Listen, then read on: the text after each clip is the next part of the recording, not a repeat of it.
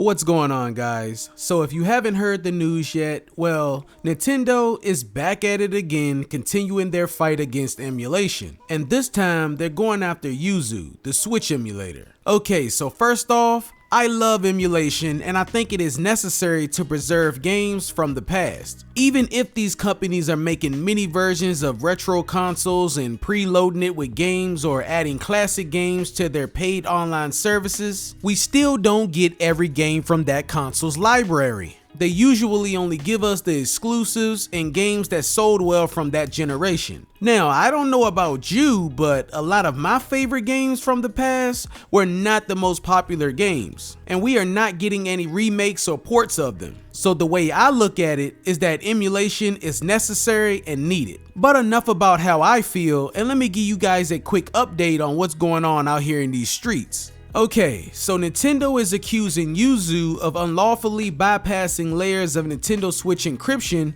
to allow for games to be played on other platforms, arguing that without such decryption, users can't play unauthorized copies of games on PCs or Android devices. Now, Nintendo has sued the developers of Yuzu in US federal court. The lawsuit says that Yuzu violates the anti-circumvention and anti-trafficking provisions of the Digital Millennium Copyright Act, as well as accusing the creators of copyright infringement. And Nintendo also wants the Yuzu developers to take away its domain names, URLs, chat rooms, and social media presence, then destroy their hard drives to wipe out the emulator completely. Oh, and let me also not forget that Nintendo wants money for all of the damages they have caused. One thing they mentioned that Yuzu affected were the sales of Tears of the Kingdom, because over 1 million people have a ROM copy of that game. How do they know that? I don't know.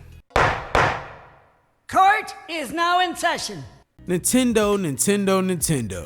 You're always trying to mess things up for the emulation community. Now, do I think they could win this case?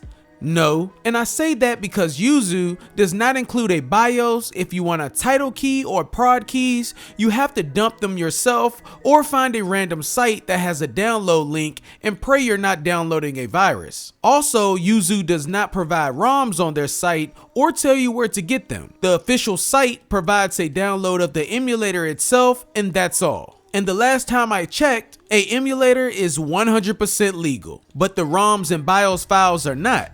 But, and this is a big but, do I think Yuzu may shut it down because Nintendo is a big bully that has a lot of money and power? Well, yeah, I kinda do. Even if the Yuzu team fights this in court, how far would their money stretch to keep the fight alive? Or are they even willing to put up the money to fight it at all? Now that we will have to wait and see, because this could all be over in a week and Yuzu just disappears, or this could last months up to a year. But no matter what happens, I will say this: Nintendo may knock down one big emulator, but best believe another will rise up.